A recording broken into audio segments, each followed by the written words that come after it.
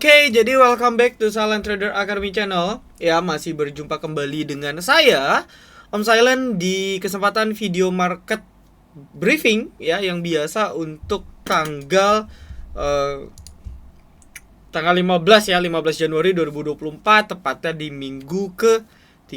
Jadi, sebelumnya buat teman-teman yang baru kenal, kenalkan saya Om Silent, ya, founder dari komunitas pasar modal Silent Trader Academy yang udah berdiri kurang lebih udah berdiri 4 tahun gitu ya. Puji syukur akan terus mengabdi untuk memberikan edukasi. Kita punya sosial media, nanti linknya saya share di description, Instagram, YouTube, TikTok ya. Beberapa kali saya mungkin lebih cenderung aktif di Instagram dan juga di Telegram kita gitu ya, dimana banyak kegiatan yang teman-teman bisa cek. Linknya ada di sini di bio Instagram atau TikTok @Silent Trader Academy.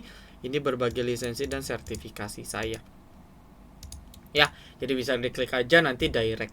Nah, sedikit informasi, kita banyak sekali program-program ya, event yang berbayar atau yang gratis yang kebetulan di bulan Januari ini running. Yang pertama yang lagi hype banget ialah forex ya. Jadi kita merambah ke dunia forex karena saya melihat bahwa untuk saat ini market dalam kondisi yang nggak terlalu bagus. Saya udah sering bahas, sehingga Oke, kita bisa profit, tapi mungkin profitnya nggak besar gitu, nggak banyak dan nggak bisa cepet, nggak yang kayak biasa ketika market lagi bagus. Jadi apa nih yang harus saya lakukan, Om Silent? Yang harus saya lakukan ialah saya cari alternatif dan ketemu adalah forex ya. Jadi ini sedikit share profit saya ya. Nanti akan saya buatkan konten. Ada cut loss nggak? Ada ya. Kita trading bareng-bareng. Tapi kalau teman-teman lihat ini pada share nih. Profit. Jadi ini adalah kita punya grup free ya, teman-teman nggak bayar. Cuman bagi teman-teman yang belum punya akun dan atau sebagainya gitu ya, belum punya akun dan sebagainya, maka teman-teman bisa open Okta ya, Okta FX, karena untuk belajar oke tuh ya. Dia nggak ada fee gitu ya. Fee-nya nggak ada, nggak pakai fee ya, spreadnya juga normal gitu. Jadi bisa depo juga minimal dari $25, atau kalau mau oke ya di atas $100 tuh udah oke banget untuk kalau teman-teman tuh mau belajar gitu. Jadi buat yang mau silakan nanti join. Lalu kita juga ada nih Om Silent, saya mau saham yang gratis ada ya, open pakai MNC Sekuritas. Jadi mungkin teman-teman banyak dengar, banyak sekali dalam sebulan ya, saya dengar udah ada 2 sekuritas yang nggak bisa kebuka atau ngehang. Ini yang baru saya dengar loh gitu ya, karena kebetulan member saya ada yang curhat ya. Saya nggak mempermasalahkan sekuritasnya gitu, tapi MNC belum pernah tuh, amit-amit ya, belum pernah kejadian, tapi selalu lancar, otomatis oke. Ini MNC juga jadi sekuritas utama saya, modal terbesar saya di MNC ya. Saya ada di Mirai juga untuk copet gitu ya. Tapi so far saya udah pindah sebagian besar ke MNC. Ya, luar biasa gak?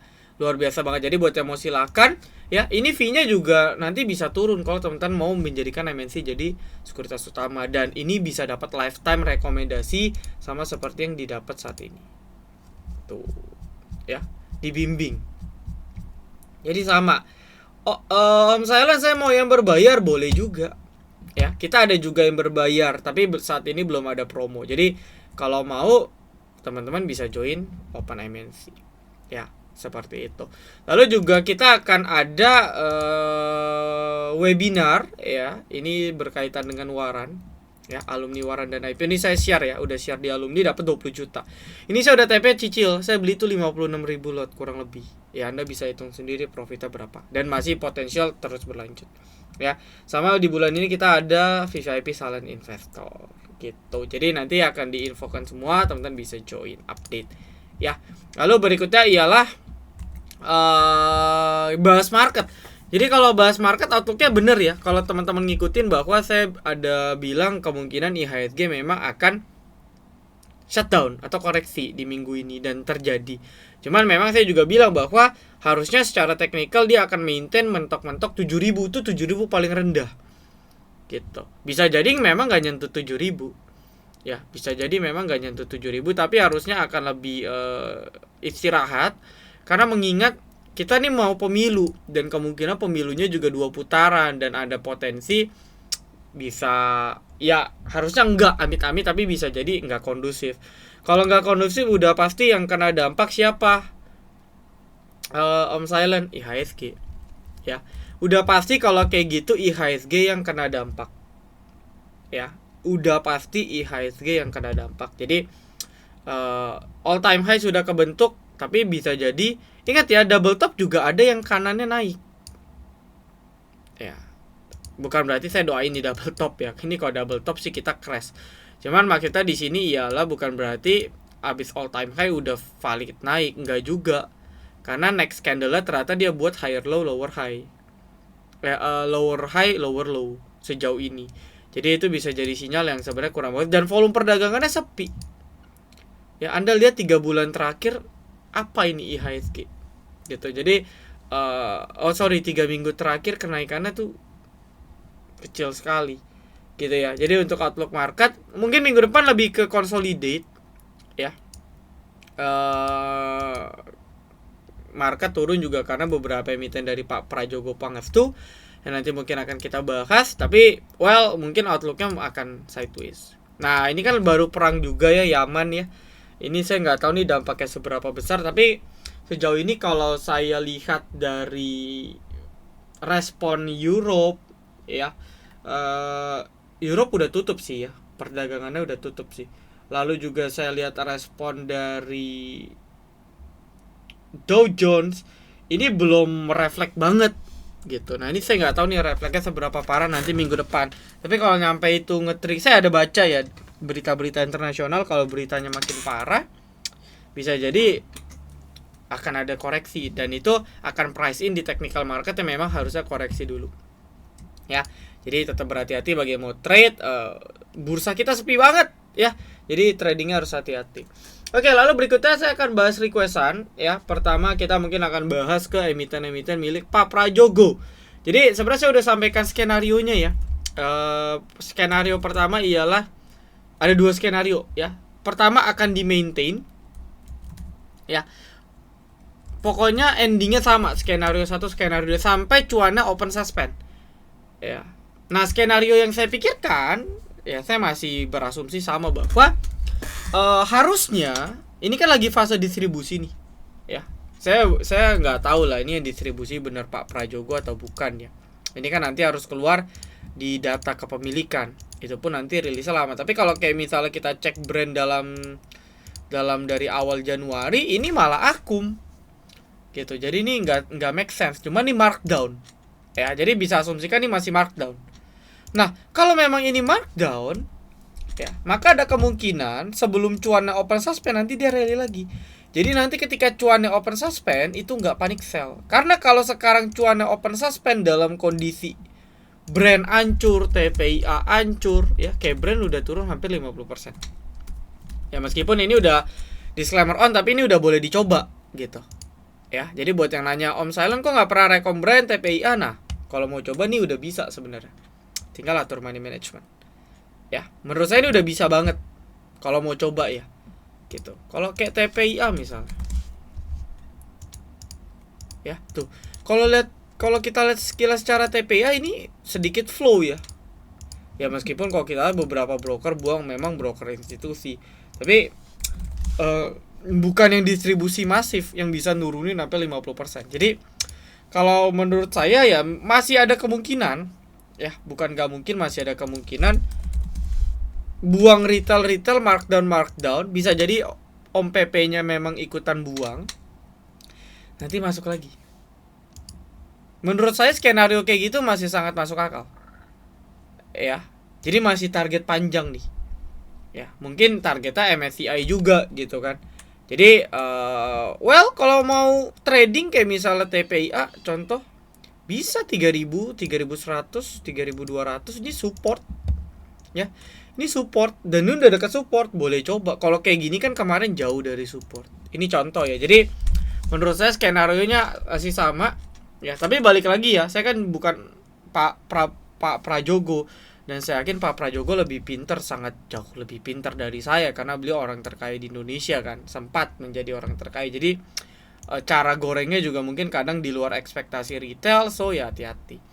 Cuman secara logik kita masih bisa spekulasi. Kayak brand, contoh brand ini kan masuk area 3.500 misalnya sampai 3.800, ya dekat-dekat 4.000, atau misalnya masuk ke sini, ini kan zona besar ya, ini zona besar, masuk ke area kuning nih, area demand.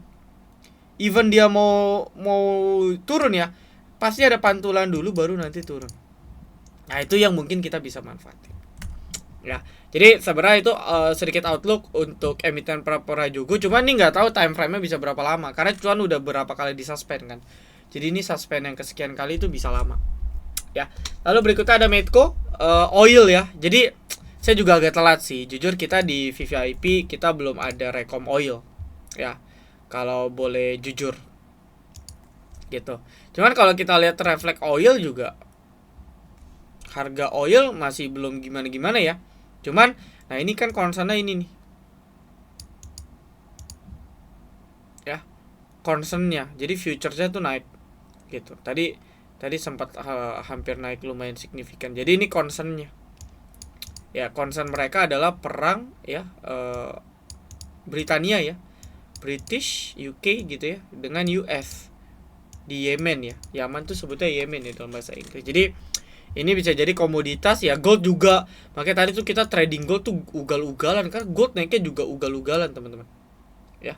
Gold juga naiknya ugal-ugalan gitu. Jadi ya ini ada komoditi yang mana Medco memang harusnya oke gitu ya. Jadi mungkin ini bisa jadi watchlist juga ya, meskipun mungkin telat nggak telat tapi masih bisa ya. Jujur saya juga agak telat melihat momentum di oil gitu. Cuman kalau kita lihat Medco, Elsa momentumnya ada, dan ya ini masih bisa masuk watchlist. Tinggal kita mempositioningkan aja area beli kita di berapa ya. So far so good menurut saya gitu ya. Lalu berikutnya ada Aces. Wah ini juga lumayan, tapi ini ya sayangnya kenaikannya tuh kecil ya.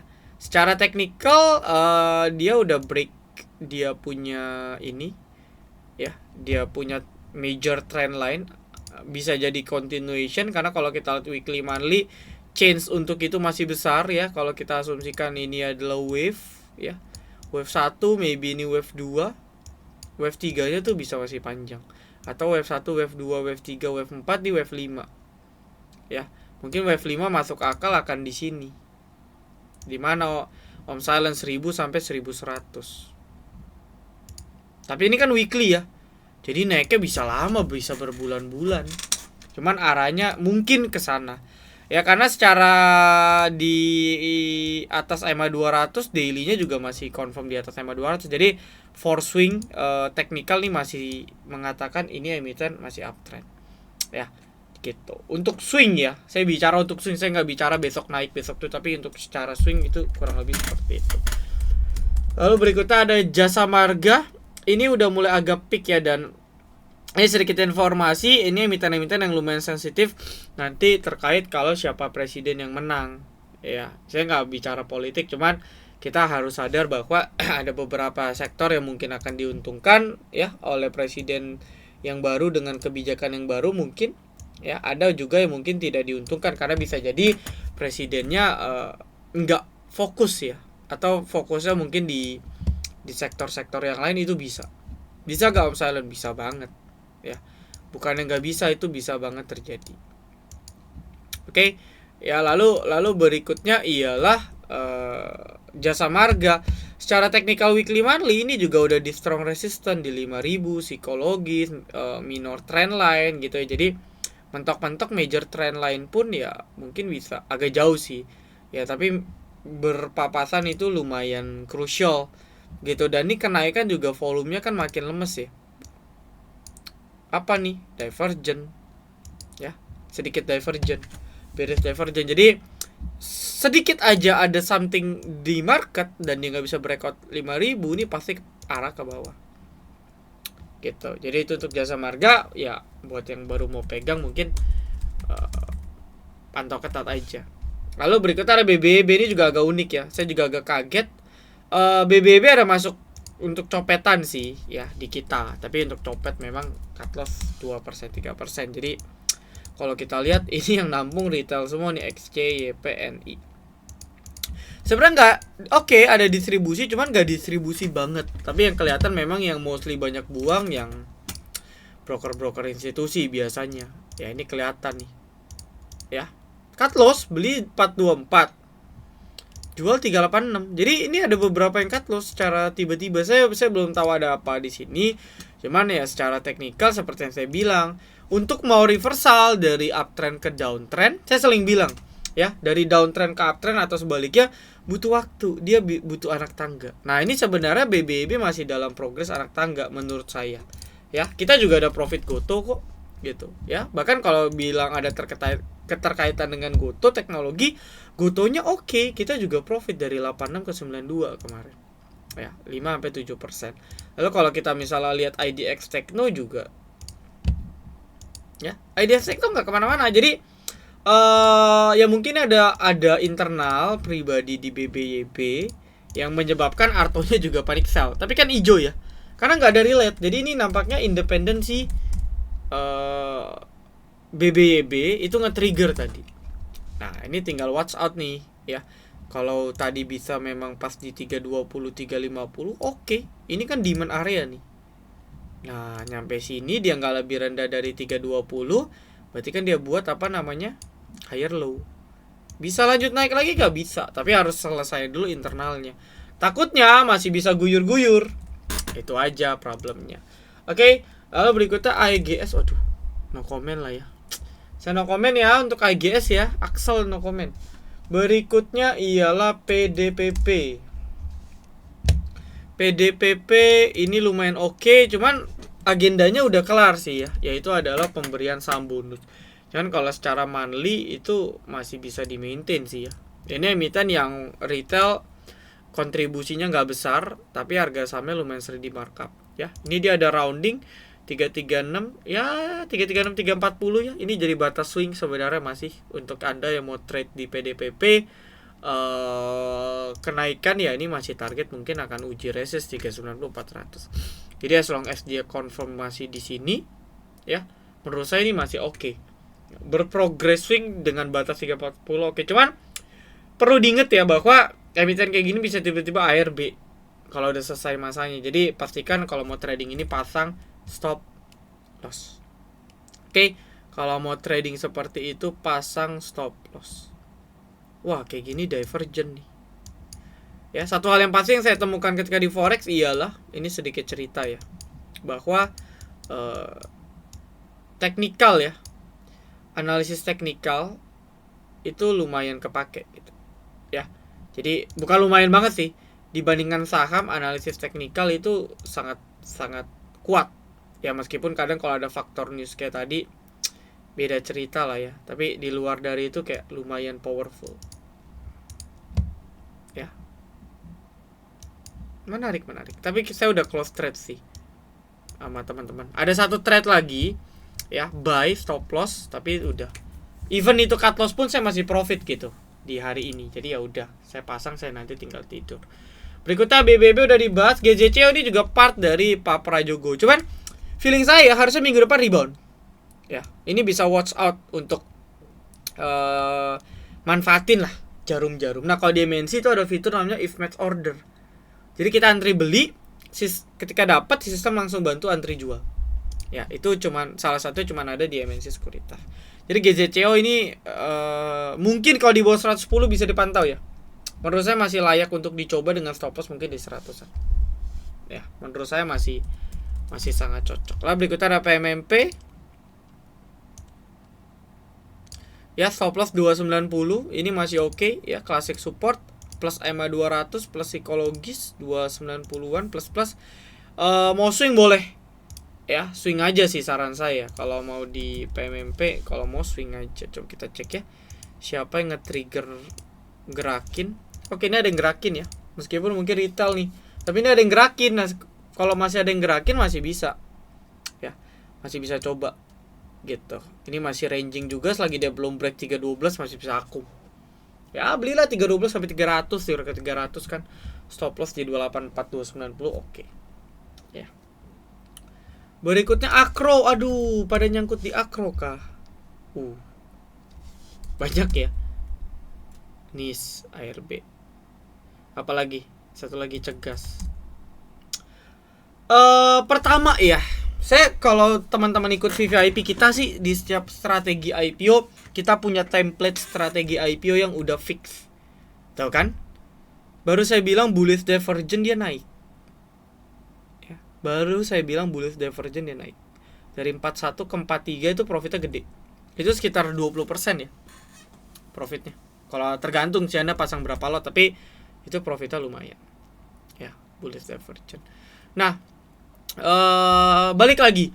Jadi kalau IPO ya, kalau IPO itu ada strateginya sebenarnya. Template itu detail saya ajarin di webinar, tapi di VVIP kalau teman-teman join ya, tiap ada IPO itu dibahas update-nya kira-kira gimana. Nah, satu hal yang pertama harus dilakukan ialah, ini prinsip saya nggak pernah kejar kalau udah rally kayak gini, kecuali pegang dari awal IPO, itu beda cerita ya.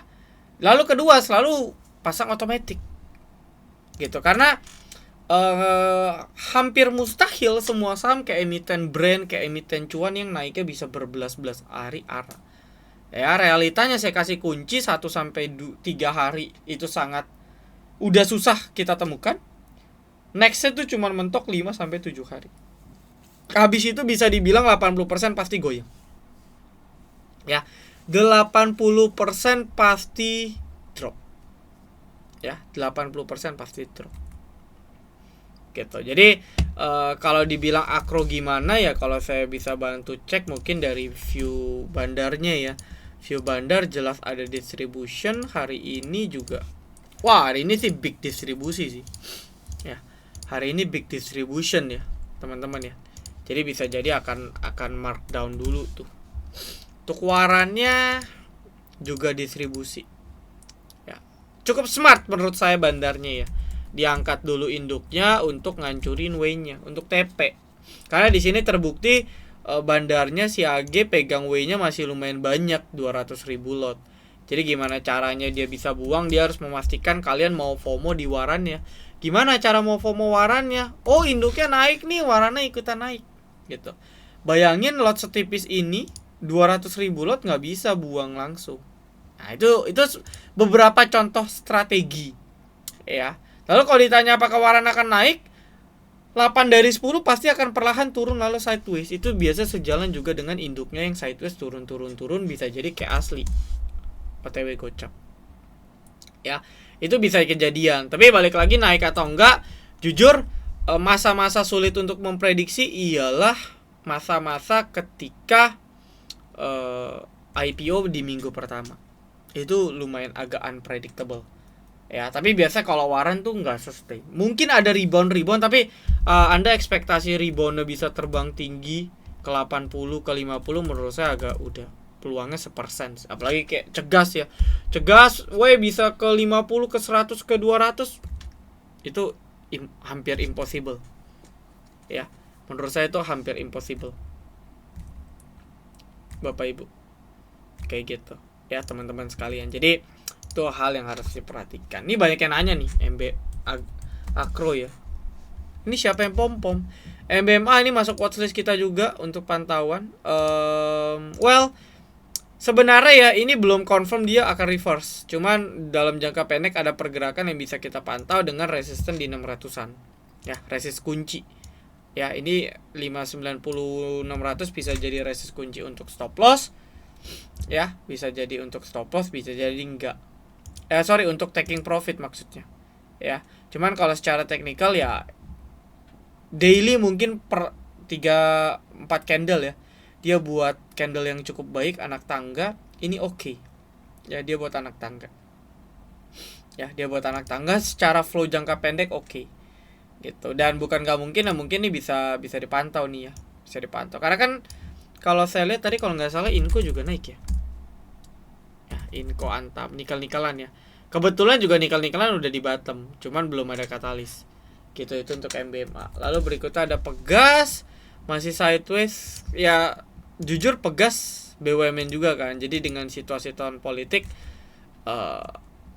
ekspektasi jangan ketinggian di Pegas gitu ya. Jadi kalau ada opsi untuk coba trade di saham lain mungkin oke ya. Secara daily weekly pun dia masih belum bisa break konsolidasi. Sama kayak gini, sideways panjang coba jebol gagal breakdown. Sideways panjang, meskipun feeling saya ya sebenarnya Pegas kalau di bawah 1000 untuk investasi menurut saya itu udah bagus banget ya. Pegas itu untuk investasi kalau di bawah 100 itu udah bagus banget menurut saya ya. Pegas kalau investasi di bawah 100 itu udah bagus banget, udah sangat amat bagus. Oke lah gitu, harganya tuh not bad karena waktu pandemik pun kan juga ke 600-700 kan. Jadi di bawah 1000 oke. Cuman katalis jangka pendeknya belum ada. Oke, lalu berikutnya ada SCMA. Ini lumayan menarik tapi ini belum confirm dia reversal ya. Jadi ini harus di note. Karena kemarin waktu rebalancing banyak yang akum ya, karena memang mungkin sektor media juga dan udah bottom ya. Ini sedikit informasi udah bottom. Tapi katalis belum ada gitu ya. Sinyal reversal, beberapa sinyal udah mulai muncul tapi belum valid. Jadi kalau kita track SCMA ini berapa kali gagal di sini? 170, 180 sekali, 2 kali, 3 kali, 4 kali, 5 kali. Jadi dia harus valid sebenarnya di 180. Ya, dan volumenya harus rame. Kalau dia bisa valid, ini lumayan menarik ya. Karena kan kalau kita bilang kan asumsi dia rectangle ya, 180 130 kurang lebih lah ya 50, maka target 230 di sini target.